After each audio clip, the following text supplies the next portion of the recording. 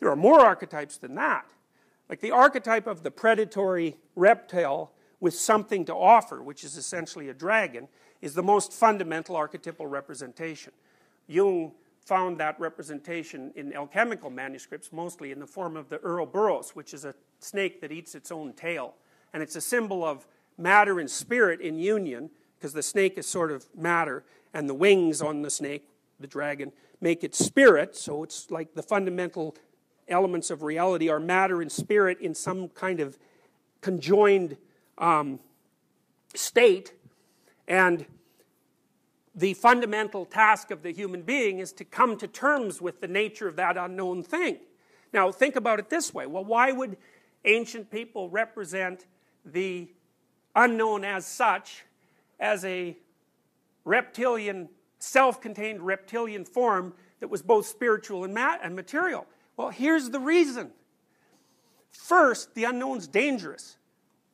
And you could be its prey. So you better have that representation at hand. And then you might ask, well, is that really the unknown? And then I would say, well, it depends absolutely on what you mean by really.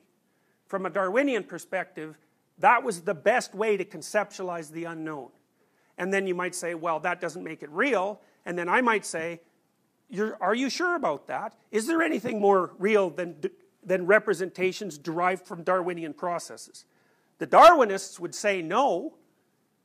Okay, so why is it matter and spirit? Or why is it winged and on the ground at the same time? Well, you can also understand this from a Piagetian perspective. And so that is because when you encounter the unknown, you separate the material world and the spiritual world. And the spiritual world is the psychological world. And so what you're doing when you encounter the unknown is you parse some of it up into the world, and you incorporate other elements of it into yourself. And the best way to think about that, I think, from a conceptual perspective, so it becomes more understandable, is that what you encounter when you encounter the unknown is patterned information. And you take some of that patterned information into yourself, even by doing something as simple as gripping something you want to pick up. Because you're imitating the pattern of the thing that you want to pick up. And that's how you're transforming its structure into an element of your being. And so when you're exploring the unknown, it's a constructivist idea, you're simultaneously constructing the world and constructing yourself. And thus, the inference is the unknown is made out of that which can be parsed out into psyche and matter. And it's dangerous. So it's a perfectly reasonable representation. And that's why it won't go away. So Jung's fundamental contribution, I would say, is his analysis of hero mythology. And I would say that's the fundamental element of his thinking. Now, the relationship between that and Nietzsche is fundamentally this. Nietzsche believed that once the religious systems collapsed, we would have to consciously produce our new set of values. But Jung believed that the psyche was the source of all value. And so that it wasn't a matter of creating new values, it was a matter of discovering the values that were already lying dormant and implicit within us. So, and the next thing I would say about that is, you all know this. You just don't know you know it. And so one of the reasons to be educated from a literary and historical perspective is that you can come to understand what you already know. Because if you don't understand it, then there's an element of your being, the element that knows it and acts it out, and there's another element which is sort of you as a personality that are completely at odds with one another. And that makes you weak. It makes you something that's divided within itself.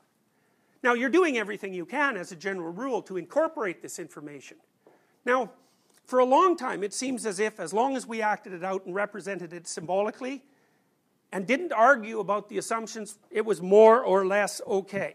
But we're past that now. And in order for us to benefit from the same protective structures that our ancestors benefited from, we now have to understand what they mean consciously. And that's really what Jung was up to. What he was really trying to do was to resurrect deep religious representations from the dead, so to speak, and to make them conscious so people could align themselves with them again. Now, I'm going to show you something that's related to that. All right, now, so, I'm going to show you something from Pinocchio. Now this is an initiation ritual. It's a journey to the depths, so it's a journey to the underworld. It's the consequence of a collapse in previous personality and the disintegration of that previous personality into a chaotic state prior to rebirth. Now what happens in Pinocchio, which by the way was released at about the same time that World War II was brewing, and which also contains one of the best representations of the individual motivations for fascism that I've ever seen anywhere. That's the scenes that are associated with Pleasure Island.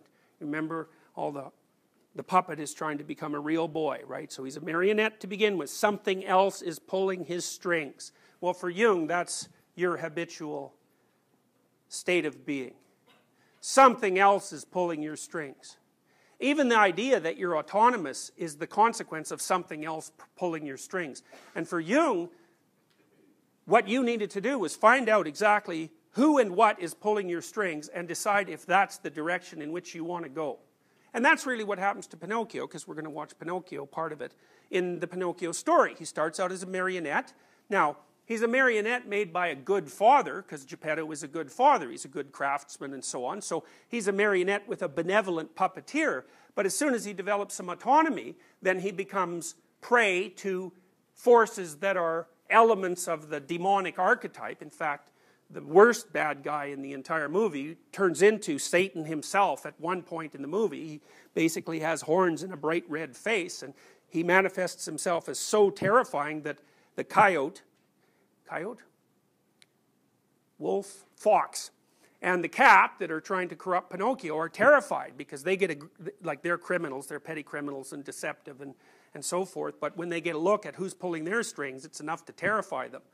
And so Pinocchio goes through a series of temptations of various sorts, including a Freudian temptation, and the Freudian temptation is to remain weak and sickly instead of becoming a real person, so it's an Oedipal problem. And another problem that faces Pinocchio is that he's offered false celebrity as a way of solving his life's problems, so he's offered the opportunity to become an actor. And what that means is a deceitful fake who's constructed a persona that makes him appear far more valuable than he really is. So the movie outlines two pathological modes of movement towards maturity. One being a phony, and the other taking the easy way out and hyper valuing all your pathology so that you become dependent. So anyways, and then another mode of pathological development is offered to Pinocchio, which is to do nothing but engage in short-term impulsive and destructive play. And that's on Treasure Island, but when he goes to Pleasure Island, he finds that it's actually ruled by demonic forces with faceless entities who are transforming all the pleasure-seeking marionettes to braying donkeys who are slaves. It's like... So, Pinocchio escapes from that, and he does it basically by jumping into the unknown, and that's where we're going to start our exposure to his initiation.